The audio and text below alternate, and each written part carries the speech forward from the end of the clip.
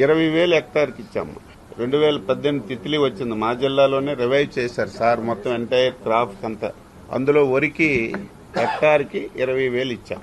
జగన్మోహన్ రెడ్డి 20,000 21,000 చేయాలి, లేదా 20,000 రూపాయలు ఇవ్వాలి. 16,000 చేశారు.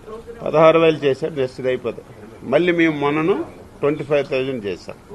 ఇప్పుడు నువ్వు చెప్పింది కూడా నేను ఐడెంటిఫై చేశాను.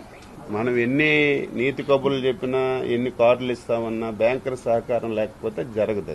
నేను మొన్న స్టేట్ లెవెల్ బ్యాంకర్స్ మీటింగ్లో నేను గట్టిగా చెప్పాను, ఏవైతే కౌలు రైతులకి మేము కార్డ్స్ ఇస్తామో 100% మీరు లోన్లు ఇవ్వాలి. దానికి ఒక కమిటీ కూడా వేశారు, బ్యాంకర్స్ నుంచి కొంతమందికి, ఆఫీస్ నుంచి కొంతమందికి.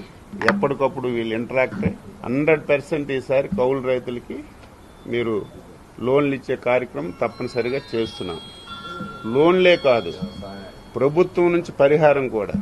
మీరు మనం చూశారు, ఫస్ట్ టైం దేశ చరిత్రలో ఎప్పుడూ లేదు, ఫస్ట్ టైం కౌలు రైతులకి నేరుగా నష్టపరిహారం ఇచ్చాం.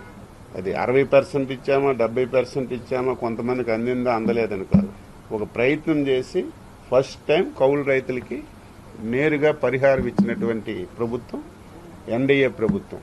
ప్రతి ఒక్కరూ చెప్పుకుంటున్నారు.